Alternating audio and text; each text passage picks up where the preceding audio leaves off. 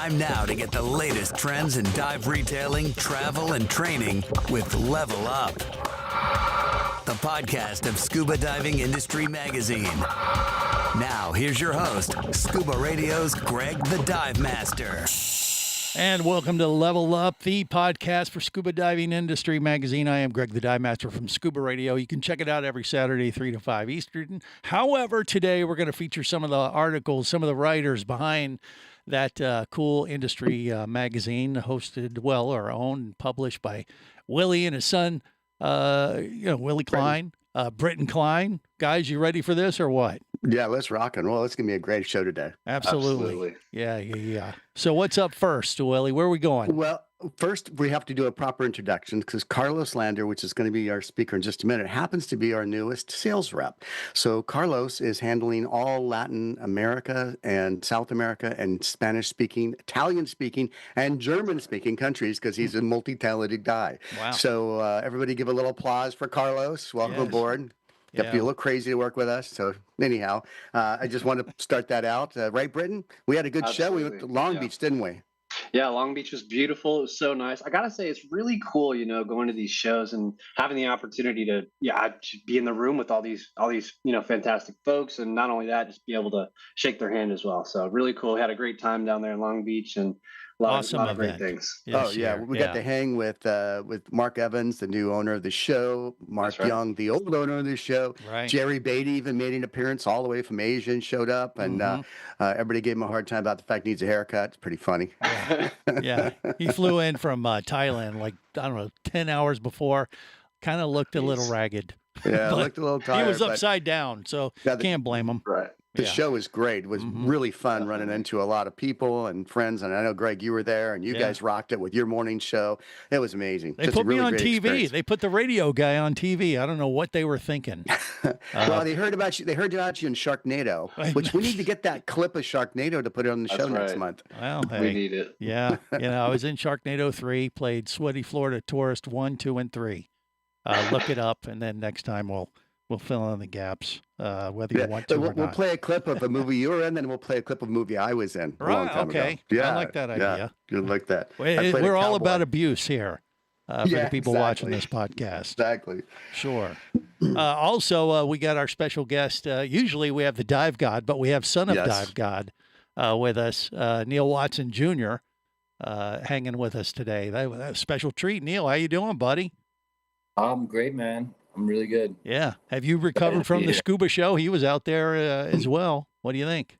I sure did. It was a great show, man. I think it's the best consumer show, in America for sure. So I had a fantastic show. Yeah. And it was great. Neil's, he's in Bimini, so it's kind of a bit of a haul and a thing for him to go promoting, diving in the Bahamas to all those folks in California. But you got the big draw, the hammerheads and the bull sharks and the dolphins. Check it out. I mean, geez. That shot was shot by Neil Jr. right here, the man himself. Yeah. How did you get that hammerhead shark to say cheese just at the right second there, Neil? It's all about timing. I just a fisheye lens and laying on the ground right next to the bait box and just waiting for the right moment. Yeah. It's cheating now with digital cameras. I take all the credit, dude. Many times as you want, and one of them is going to work. Yeah. I mean, when you're diving with Junior there in Bimini, I mean, if you're not just, even someone, a seasoned pro like Willie, myself, but you get a 12-foot, 14-foot great hammerhead cruising over your head by inches, you might relieve yourself just a tad there every now and then. But it's impressive. It is really such a cool dive. And then you get the bonus. The tigers came in. We had 2 tigers and 2 hammerheads on our dive for an hour and a half. Right. That was just. To be honest with you, I've never been in the water with a tiger shark, so that was a pretty intimidating experience. Oh, that's awesome. Yeah, it was great. Yeah, they do an amazing job. You're really banging it up. And the folks in California, were they like, oh yeah, we got great whites out here, but you told them what you had, and they were like, oh yeah, we want to come halfway around the world and go to the Bahamas and dive with you. You get a lot of that. Fantastic show. We had a lot of draw, a lot of interest. So, like I said, I think it's the best consumer show in America for sure. I highly recommend it to anybody in the industry that would have anything to sell or do the show. People seemed really interested in traveling. A lot of people stopped and said we're on the list, and a lot of people booked as well for next season. So I highly recommend it. I get And, that and I'm on the list, but not the one that you're talking about, yeah, I think. But you know, yeah, he rolled out the carpet for us last month. You know, it was amazing. it You know, was. we did it. We talked about it last month on the podcast, but it really truly was an amazing experience. And his whole staff, Gigi and Jay, and I can't even remember the Captain Robin. I mean, were just outstanding crew. So it was really great. Thanks again, Neil, and thanks for this incredible shot. Oh, I got more important. comments on this than any other cover. I can see That's why. amazing. Yeah, good stuff. And by the way, the scuba show next year, they have huge plans. Willie, do you hear all about that? They're going into a bigger hall. I mean, I don't know if that's privileged information. I might have let No, it. I don't. Let I don't know. I think they just want everybody to know they're going to do something a little different. They're going to Yeah. shake things up a bit, and that's why Mark decided these guys would be the best people to take over the show. I think you are correct, sir. It's going to be fun to watch and fun to be a part of. All right, moving on to our first guest. We have your buddy Carlos from Venezuela, of all places. On page 23 of the latest edition with the big old great hammerhead on the cover, viewing coral reefs as an economic asset. So, Carlos, tell us, is it true that reefs are actually protected from flooding? What does this mean exactly? Well, first of all, good afternoon. Thank you for the invitation again, Greg and William and everyone else. Well, first, I would like to speak about what I wrote the article and a few key words that is worth mentioning. One is value, monetary value or money, policymaker as influencers of policies, investments, and returns. So we all know that coral reef is super important, right? Those amazing places that we all as divers know. But not everyone else have the chance to be a diver. So that's why we need to talk about something that everyone gets. And what is that? Money, right? So it's about connecting the dots. And that's what I wrote the article, to have some connection to the public in general and to those who make the policies, the legislators. So that is why to put a price tag on the paradise, right? You might think, well, you can't really put a price on nature. But yes, we can talk about that in terms of monetary value and in terms of money, and how we can invest in reef and how can we have a return of our investment. And the first we should speak is about communicating the value to the audience. And so everyone else do not understand the jibber jabber of science or biologists, but they will understand about money. And the second will be politicians and companies look at numbers and at money. And if we want to have investment in sustainable activities around the coral, we need to talk about money. And what is the main things that we need to understand?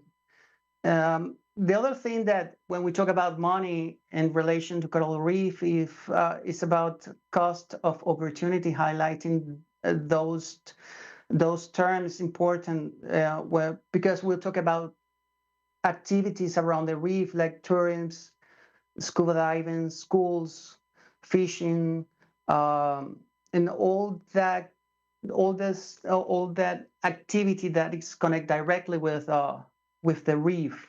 So ignoring that we should learn the economic terms, speak about that is not good for our business in total.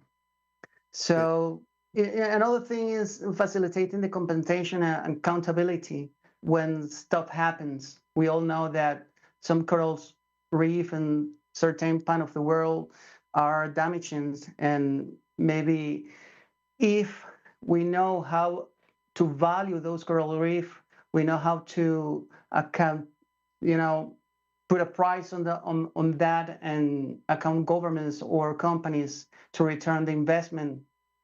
And the other will be supporting sustainability and development planning. That is also important to talk about money and about projects. And when you write a project, you write in economic terms. You wouldn't write in scientific terms or biology terms. So it's that all important.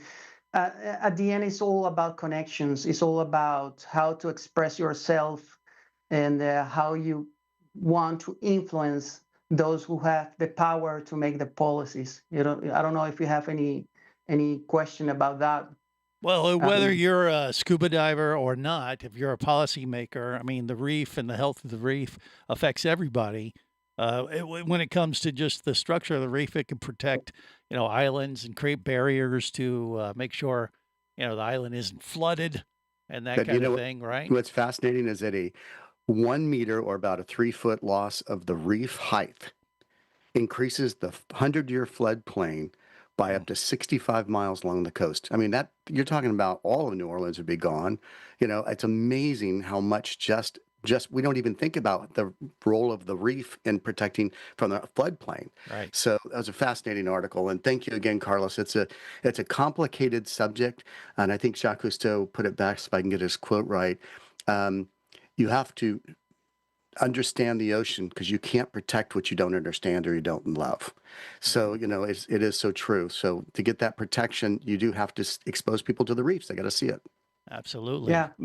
Yeah. But remember, to me, is try to have a common language between you, which you are the diver, you are the professional, you are the diving school, and those other people that influence what policies affect the reef. So we need to try to influence, talking in the same terms, in the same economic terms, to our policymaker, to our Congress. That is important. I think that I don't have Alex going next. I'm going to have Catherine go next, but I'd like to Alex jump in afterwards. And the reason being, he's right in the middle of his multi-part series he started last month on the Great Disconnect. And he's talking exactly pretty much what you're just saying, Carlos, about that from an educational standpoint. So thanks again. Great article. Keep them coming. And thanks again for coming on board our little train here for this project. Well, thank you. Invitation again. Bye, everybody. Take Absolutely. care. Thank you. Thank you again. Bye. You got it, buddy. And from Venezuela, are we going to Portugal or are we skipping Alex? Let's go to Portugal, Okay. and we'll come back to Alex. All right. We got Catherine Castle Garcia, one of my favorite people on the planet, in Portugal. And on page 22, you'll see her latest article, The Honest Truth, a different kind of show and tell for business success. So the question for you is, what is the shortest distance between two people? Why? I don't know. I love this. But I want to know now. I love that. Well, my writing coach. Hi, everybody, and hello, Greg. You're one of my favorite people in the industry as well. Maybe second in line to Willie. I don't know. It's a toss up there. But the shortest distance between two people, my writing coach will say, is a story. But as an editor, I've edited that to say the shortest distance between two people is a smile. And that's one of the most important things in the story that I have in this issue of Scuba Diving Industry Magazine. It's about truth telling in our sales approach. And the smile goes a long way to starting the conversation that leads to the sale. Love it. And that is so true on any level. If you walk up to somebody and you're smiling, you've totally disarmed them right from the beginning. They're going to be way more receptive to whatever message or pitch you're about to present. Is that true? Absolutely. My article talks about the fact that we're not in the business to do business. We're in the business of relationships. And every relationship that's going to succeed is built on trust. Because if you trust me, you're going to want to do the classes with me. You're going to go travel with me. You're going to trust the gear that I recommend for you. And I mean, we're in the business of teaching people how to survive in environments that aren't meant to support human life. we can't start that relationship by saying, it's easy, it's inexpensive, anybody can do it, just do this. It's important that we actually say, this thing has some risk associated with it. And it might not be easy at first, but that's why we're good at instructing. And we'll be with you and help you. And we'll teach you how to clear your mask. And we'll make it seem easy after you get through that learning curve. But we're going to stick with you all the way. And a lot of businesses, believe it or not, a lot of our peers don't do that. They're telling people, oh, we can get you through the class in 2 days' time, and it's so easy. You won't have any problems. It'll be fine. And I think what we're doing in that regard is wrong. I think that by rushing people to the finish line, we're teaching scuba in a backwards way. We should be letting them know that it is a little bit challenging, and we're going to help you get through it, because what we're going to do as you learn this is go do something really awesome, and you're going to love it. So I would love if we all started teaching the adventure and then showing people how to adapt to the underwater world instead of trying to close the sale before we've even started the relationship. So true. Yeah. Enjoy the journey and just let your emotions show. Because how can you not have fun scuba diving? Let's be honest. Exactly. And Tom Leard wrote a great article for us a few months ago on his 7-week open water course. Because most dive instructors look at that and go, "You got to be kidding me!" People, and he has 85% continuing education sell-through, by the way. Katie, I thought you might appreciate that since you're with Patty. But I mean, it's really remarkable. He does a really good job, and he's a huge advocate for building that relationship. Is really all he does. They build a relationship with the people. Yes. And yes. They find people that are willing to put that kind of commitment to it, and he does a great job as a result of it. So yeah. And if we stop teaching the open water course, particularly as a graduation ceremony, that you get to the end and you're done, and we start teaching it as this is the key that's going to unlock the door to the rest of the world. Like a welcome ceremony. This is just the start. This is your appetizer into the world of underwater exploration. And I'd just like to see the article is based on a book by a guy that's a lot smarter than me called Marcus Sheridan. He's a marketing expert, and it's They Ask, You Answer. And he's inviting people to say what others won't, show what others don't, and sell in ways that other people aren't doing. And it's really all about developing a relationship of transparency, that if you're going to be a truth teller, people will trust you. And the more they trust you, the more they're likely to invest with you. So that's so true. So true. What it's all about. Yeah. Great article, Catherine. Keep them coming. You're doing a fabulous job. Yeah. And you got a little personal thing that you want to share with everyone today too, don't you? I do. I have a favor to ask. I learned of a young woman called Ava, whose life's wish was to become a scuba diver. And very sadly, she didn't get to have that wish come true, because just before her 15th birthday, she died of a brain tumor. And her family is interested in putting together a memorial that I need your help with. I'm asking people all over the world, you guys and anybody that's going to listen to this program, the next time you go on dive, please take a slate or a card or something with you that says "For Ava," A-V-A, for Ava, and the location of where you are in the world. And send a photo of it to me. Have somebody take a photo, send it to me. My email is hello@clearstorycoach.com, or you can send it through to Willie on any one of his any of our Diving emails. Industry Magazine emails, and he'll get it to me. But I can't tell you a whole lot more about the initiative right now, because it's still so new and we're just working on it.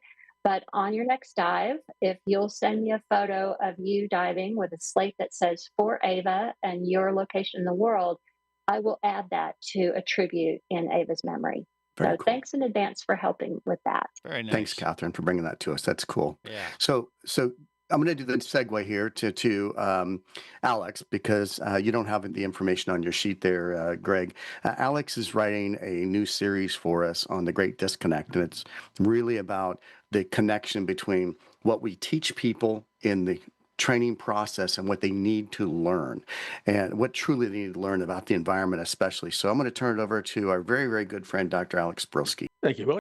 Okay, well, the article this month is actually an opportunity to take a theory I've had for a couple of decades and turn it into a narrative, because we now have evidence that what I believed for a long time is true. The Great Disconnect essentially is a recognition that what attracts people to diving, why they want to dive, is in many ways disconnected from the way they're taught. For example, why people want to dive is for an opportunity to explore an environment that they can't otherwise. There are only 10 million people in the world that can do this. And so they get into their training process and they learn how to dive. Physics, physiology, skill development, clearing mask, et cetera, et cetera. And we don't do a very good job, in many cases, not at all, connecting them back to why they want to dive. And that's hugely consequential, because we're not inspiring and motivating people to certainly stay in diving, because if they don't know what the whole environment is all about, then they're relegated to this role of looking at the pretty fish and have no concept as to what's going on around them. And I think that ends up damaging. First of all, it's unfair to them, and it's damaging to the industry as well. And we also miss an opportunity of not creating environmental advocates.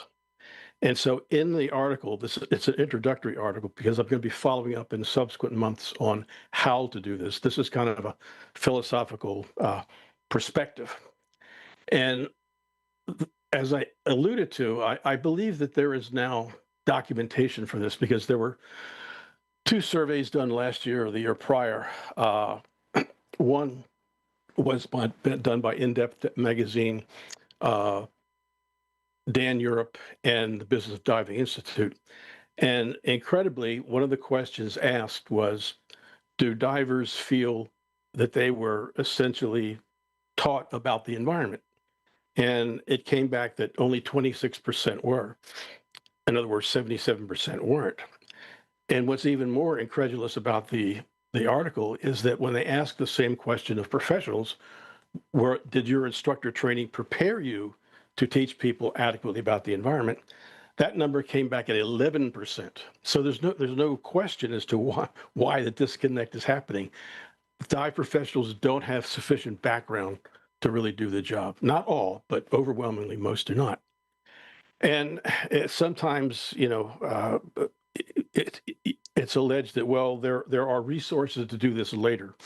And I think that's spurious, because most divers stop their training at the entry level. And if we don't capture them at the entry level, we're not going to capture the vast majority of them. And in essence, what the subsequent articles will do is get into ways in which this can be done, often with resources that are free. There's an incredible amount of information out there on how to do a better job with respect to environmental education and conservation, and not cost a nickel.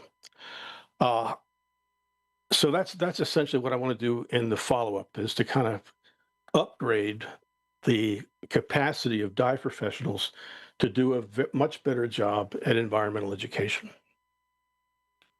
That's great, Alex. I'm looking forward to this series. This is really good and so needed, I think, in our industry. So thanks for taking the time to write this series for us. And he also has a great book, by the way, that accompanies this series called Blue Planet. It's by Reef Smart. And Reef Smart Guides. Yeah, Reef Smart Guides. Go check it out. It's a great book. I've read it myself. It's amazing. And all the resources that I will, of course, be accompanied with the QR code in each article. So, yes, thank you, Alex. That's some great information. So now, Greg, we're going to zoom from Florida to California to Roatan in Honduras with our next guest, Gil, and you get to pronounce his last name because you finally got it right today. Zimmer? I said it. Zymer. It's Oh, Zymer. you had it so close earlier. You did He's such not a here. good job. Why are we even bringing it up? I know. I just because I want to tease you. So anyhow, we've got Katie Thompson, Senior Director of Environmental and Sustainability at PADI Worldwide, and we have Natalie Schumann, owner of Sun Divers in Roatan. So welcome to the show, first of all, Katie and Natalie.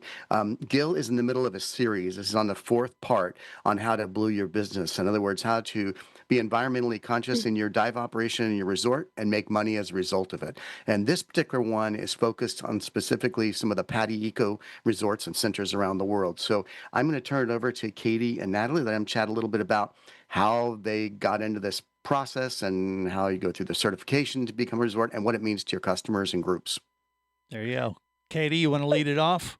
Sure.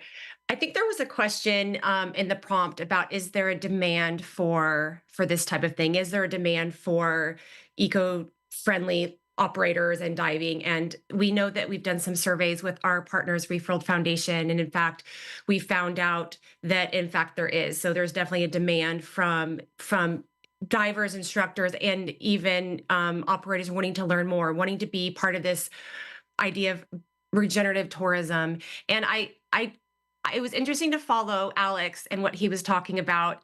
And we're definitely trying to provide more tools to our dive centers. And it's awesome to have Natalie here today. She can definitely speak to this as from the operator side.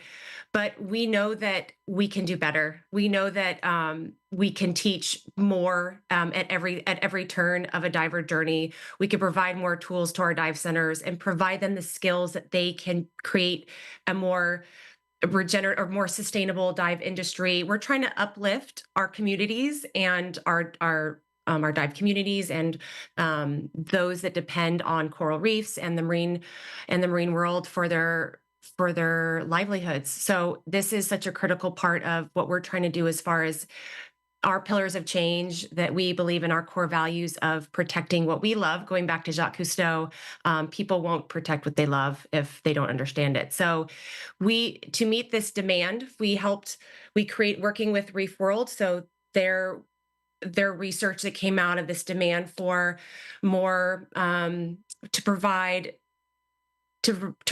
divers this opportunity to engage with operators that are going above and beyond, trying to do their very best. And we know it's a journey. Sustainability is a journey. And that's why this program, it's difficult to achieve and it has to be maintained. So we only have 115 around the world right now today. We have more coming in all the time. But then we also have people that kind of drop out and they come back in because they have to continue to show that they're walking that sustainable journey. And that's so exciting to have Natalie here because she is one of those 115 around the world and one of the few in her region and the first in Roatan actually to have reached this rating.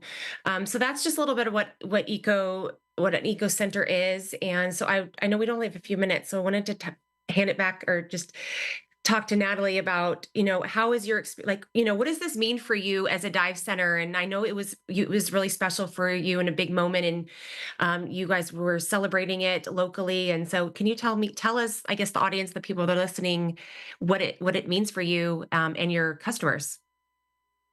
Yeah, absolutely. I think the designation of becoming a PADI Eco Center was really an affirmation for a vision that my husband and I started out with when we pursued our dream to leave our everyday corporate jobs to go live on an island and run a dive shop.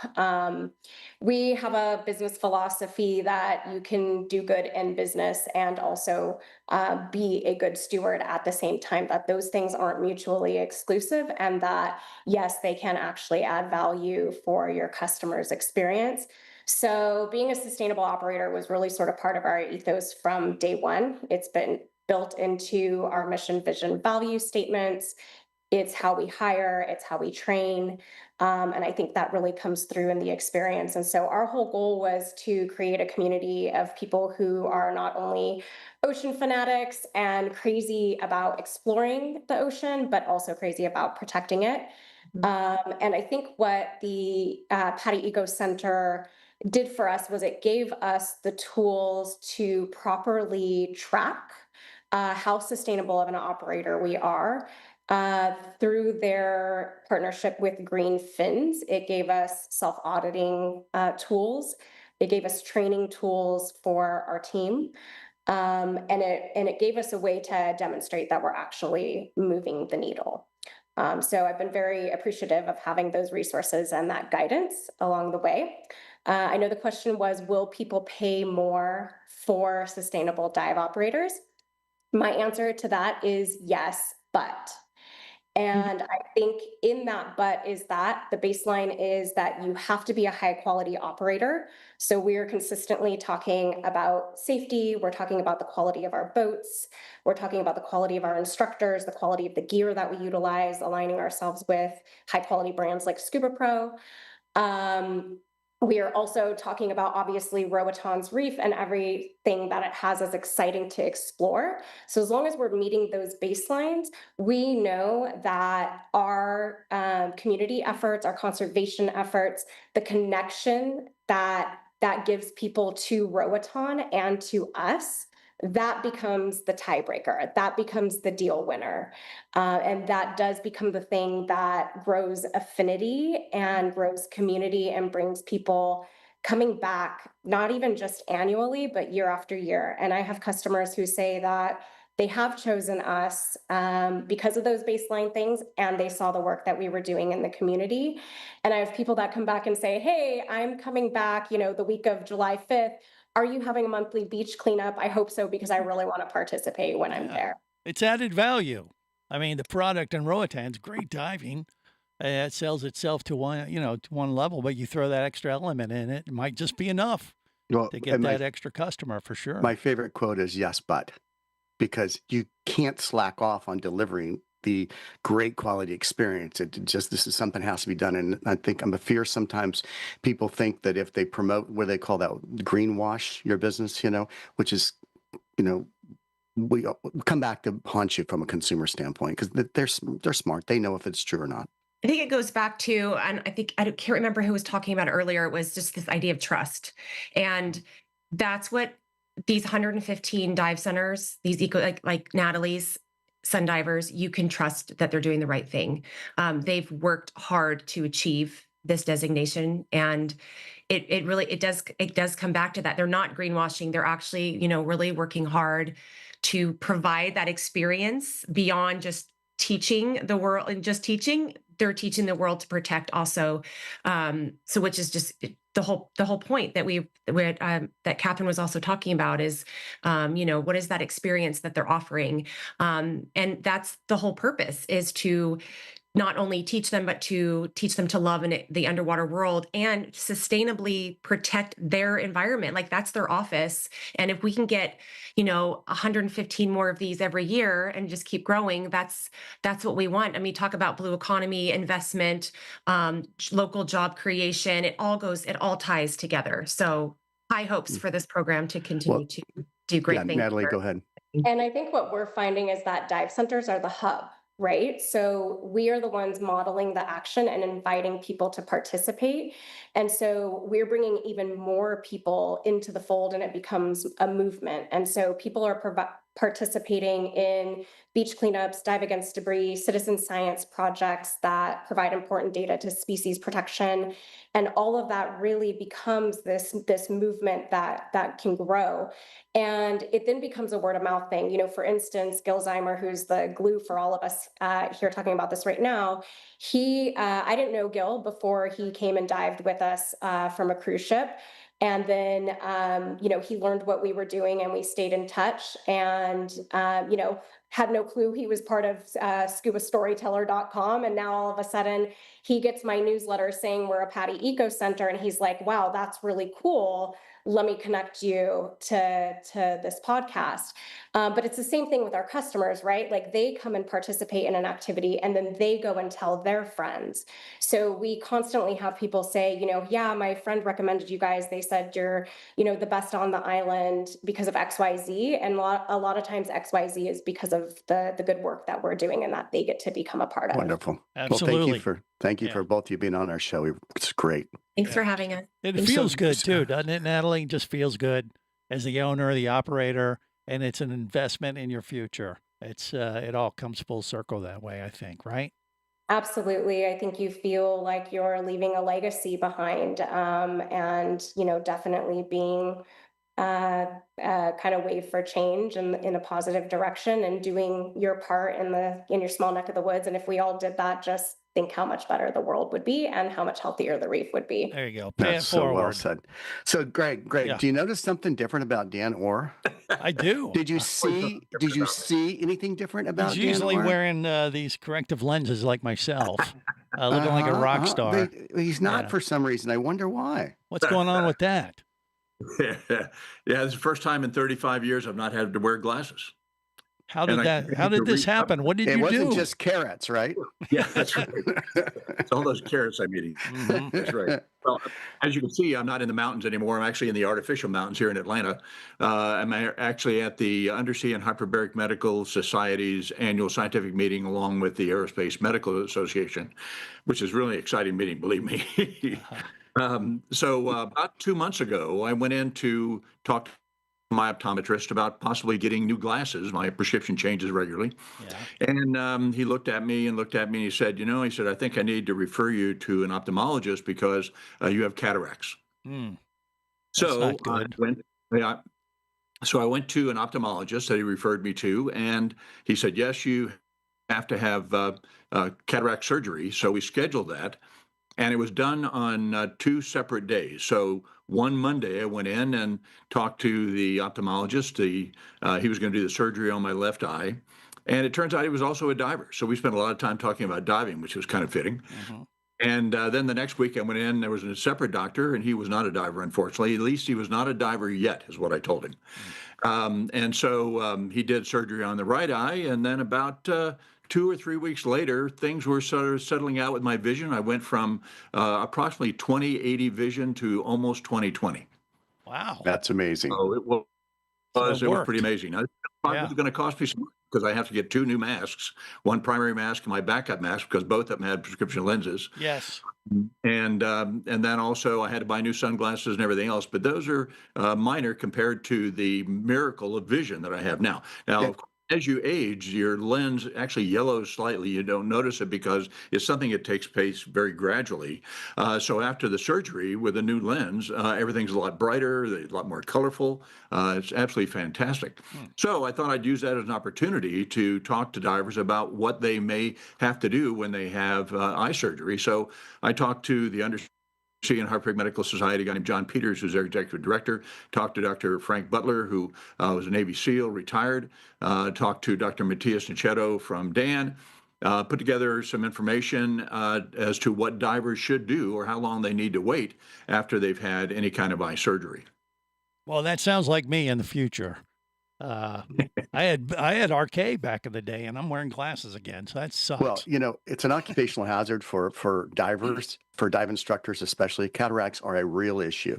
If you spend any time working in the tropics, so Natalie makes you wear a really good pair of sunglasses, and encourage your staff to not use the cheapy ones, but to spend the $200 and wear the good ones. Because I got admonished by my ophthalmologist a couple of years ago, and she said, let me guess, you spent a lot of time out on the ocean, haven't you? And I said, it's kind of my work. She says, shame on you for not having better sunglasses, because there are sunglasses that will protect your eyes. And I just always went with the fashionable, what looked and was inexpensive, because I'd always lose them.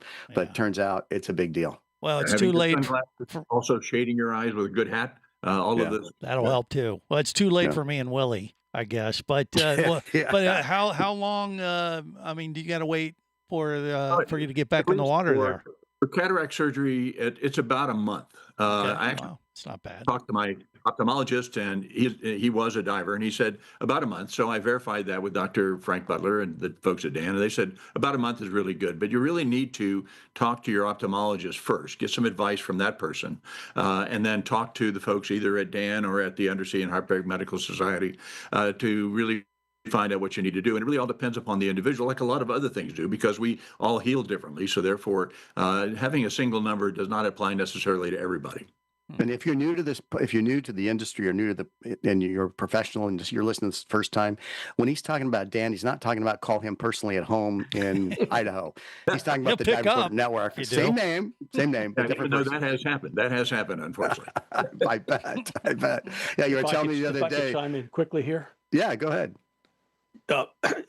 This is directly on point because 3 weeks ago I came back from my ophthalmologist with the same diagnosis. He congratulated me in that I was able to wait until I was 73 years old because they expect this to show up around 60. But I can't thank Dan enough for this because he's not a diver at all and had no idea how long I'd have to be off of diving. So well, good. Kudos to Dan. Good. Great article. Great article. Good stuff. So now that segues to a completely different topic, but a really cool topic by Jeff Sorensen Pino. That's it. And that's it. And it's winning with the balanced scorecard part one. It's a two-part series he's writing. It might even be three. I'm not sure. But it's really a cool article kind of on how to create KPIs, which are performance index, or for, I'm going to let him explain it in more detail, but there's even a sample scorecard he actually has in his article, and he's on page 37. 37. So, yeah, what is a dive shop scorecard exactly, Jeff? There you go. Well, so, a scorecard, I don't know if you are into baseball at all or have been into baseball in the past, but there's a scorecard that we keep to tell us how things are going throughout the game. It's not just the runs, hits, or errors that are up on the big scoreboard. That's whether you're winning or losing. But a scorecard really to tell you how you're getting there. And, this is a concept that helps to develop a good strategy for your business around some different metrics. We all have our financial reports, our profit and loss, our balance sheets, but those are what has happened. Those aren't how we get there. A balanced scorecard can help us to achieve success in our financial statements, in our balance sheet, in our profit and loss. And we really want to look at it across a bunch of different measures, from the financial aspect, from the customer's aspect, from internal processes, and then from our staff, our growth and educational aspects. Now, balanced scorecard was something that I used when I was in the corporate world, and it was started way back in the 90s by a Harvard professor, Robert Kaplan, and a management consultant, David Norton. And you can read all about balanced scorecard. They have a couple of books that are out on that. But the notion of the balanced scorecard is to take a look at different KPIs, key performance indicators, across those four different aspects of your business. And you create the key performance indicators that tie back to your mission statement. So if you're a business that doesn't have a mission statement, you really should think about what the mission is of your company. What are you trying to achieve? And more importantly, your mission statement shouldn't have things in there that you're not prepared to do. So it shouldn't have aspects that you're not going to perform on. So create a well-defined mission statement and then look at key performance indicators across those four different areas. What are the key performance indicators that you're going to have for from a customer standpoint or from an internal process? Once you have those established, you have to have targets for each one of them and a way to measure those targets. So, I think one of the articles that Catherine wrote some time ago was about objectives, the SMART objectives: specific, measurable, achievable, time bound, things like that. So can you measure it? And if you can, then what you want to do is start to think about the initiatives that you're going to put in place to help you achieve each one of those KPIs. So it really does take a look at it, not just from financial, but what your customers are looking at, what your internal processes should be, and what you are doing with your staff for growth and education. And then once you have all that established, you really now have a strategy for moving forward. What I'm going to do in part two, it's only 2 parts, Willie. We're going to have a case study of a fictional dive centers. Oh, very cool. We'll build some KPIs that tie back to the mission statement, that tie back to to the objectives, and we'll see how it can work for you. It's takes time to do, and you sit down and you do it. And actually, if you do it, you don't have to be right the first time. You'll be able to adjust along the way and help drive your business so that at the end of the day, you can look at those profit and loss statements and hopefully see that you're winning. I mean, I've been watching a lot of baseball lately, and there are more metrics in baseball now than I can even put my head around, whiffs and OBPS and all this other stuff. So there's a lot out there, and you have to build the ones that are right for you. Yeah, I love this article. It's really, really great. Take a look at it. It's on page 37, by the way, and I'm looking forward to part 2, by the way, Jeff. Absolutely. Yeah, it inspires me. We had an idea to do Scuba Radio baseball cards of our crew. So a scorecard idea kind of has me thinking along those lines again. Very cool. And it's really cool. And I appreciate it. Jeff has, how many years were you a retailer? Well, we were in the business. We were around it for about 20 years. So, it was a long time in and around the business of the retail side. And it's a complex business model. Yeah, it's a a dive shop is it's a unique hybrid because it's travel agent, it's equipment repair, it's a dealer, it's a training facility, it's everything else under the sun. So thank you again, Jeff. Great article. Looking forward to part 2. And now, Greg, we go all the way from Rocky Hill, Connecticut to Dallas, Texas. Via Dominica, because they're just hot off the plane from Dominica. That's right. Yeah, one of my favorite places on the planet. David Pritchard and Lillian Mack. The Nature Island. What a beautiful place. So we got to talk a little bit about that and some dive forms, I believe. David, you want to take it first or what? What do you think? Sure, I'll be happy to. First off, Dominica is true. It's we visited there about 3 or 4 years ago, and just Lily and myself just scouted it out. Said, "Oh, this is a great place to take a group to because it's a beautiful island, about 9 volcanoes around there. So it's all tropical rainforest, beautiful looking place." And I was told, by the way, for the record, I was told that Dominica is like the most volcanic island in the world. I don't know if that's true or not, but I've been told that, and it's in the Caribbean. You would have thought it'd be, somewhere deep in the Pacific or like Hawaii or something. Yeah, but exactly. It's very, very lush. It's got a lot of potential, and there's one reef called Champagne Reef because of all the bubbles coming up from the volcanic activity, and you get by those bubbles. It's a little bit warmer there than underwater, so it's a great place to go, and everybody enjoyed it there. But the article Lily and I wrote about is about people get all these forms before they go on these trips, and it's like, why are they asking me all these questions? Can't you just put me up and get me diving and things like that?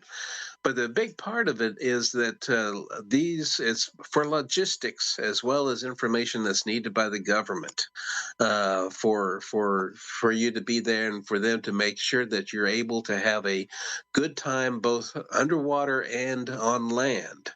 Because if you probably haven't thought about it, but a lot of these resorts are hosting different dive groups. sometimes dive individuals. And they got to start planning for all of these things. And they have to have a aspect where, do we have enough equipment? Do we have enough? How are we going to set up our dive boats with our dive guides? How are we going to do food for everybody? Because they have to know this in advance so to prepare, or else you're going to have a miserable time when you get there. For example, one of the things we talked about was, or in the article, was about why do they want a copy of your passport page in advance? Well, first off, they have to have that type of information for their government to be able to put in, that kind of information. But also, a lot of places you might be wondering if you go to the resort, especially over in Asia, Philippines, places like that, and all of a sudden the staff, somebody goes by and, hi, Mr. David. Like, well, I don't know you. How do you know my name? Well, a lot of places they use your picture from your passport page to train their staff. I mean, we're talking about housekeepers, the whole shebang, cooks, everybody. So everybody knows you on there. Plus, that's also a good security thing, because if they don't know who you are, then you're probably not supposed to be on their resort. And it's good for that areas. But also, a lot of these things you need to know about the aspects of your group. What do they have? How many vegans do you have, or vegetarians, or food allergies? Things so they can prepare their menu in advance, because they don't have the resources that you have, say, here in Dallas or wherever, to just run out to the store and grab whatever. They got to get that in advance and plan it out. One resort manager told me that they try to get everything in advance about a month out to figure it out, all the logistics. And if you have especially special needs or celebrations, you got to get that in there. So Lily, when you want to talk about that? Sure. We had one experience, and that was in St. Lucia. We had a vegan. It was her birthday celebration, and she's a very strict vegan. So we had asked the resort, and this was on Chastenay, to have a vegan cake made for her. And they made the most fantastic chocolate vegan cake ever. The entire group to this day. Mhm. What they remember about the trip, they remember the vegan That's chocolate great. cake. But also, how about also for birthdays and anniversaries and things of that nature? Lily? Yes. So what we usually like to do is we would check with the group. Is anyone celebrating a special occasion, birthdays, anniversaries, and also, if it's their sort of centennial dive, one of their centennial dives, then we also celebrate that as well. That's cool. And so we like to let the resort know ahead of time, and the resort will do special things. I mean, I was very surprised when we were in Dumaguete in January, and I was on my 1400th dive, and I had to put that in. Didn't expect anything, and at the last day they had a T-shirt made with 1400 dives on it, name, everything, and it was just Wow. very memorable. That's Something great. we didn't expect at all. Yeah, and Right. it's also good if you're doing your 100th dive, you warn them in advance that you don't want to be around me. 'Cause you might be naked. It's just Yeah, a might be thing. naked. Yeah. Well, That's pretty funny. the other key thing is arranging staff. And so they want to know what your certifications are. Are you an experienced group of divers, or do you have a bunch of inexperienced people? So they can assign dive masters who say, okay, I've got this dive master that will go with this group that's inexperienced, because he's real good at safety and making sure. Whereas this other group is probably more advanced. Maybe they just need a good guide to show them all the cool creatures that are under the ground, under the water, and so they have to plan that out. Plus, sometimes if you have multiple groups coming in, they have to bring in outside dive masters and boats and figure that out. So it's tons of logistics that are needed to be able to make sure that that you've got enough dive lockers. Maybe your group needed rental equipment, so they got to make sure they have that available as well, and the right amount of tanks, things of that nature. So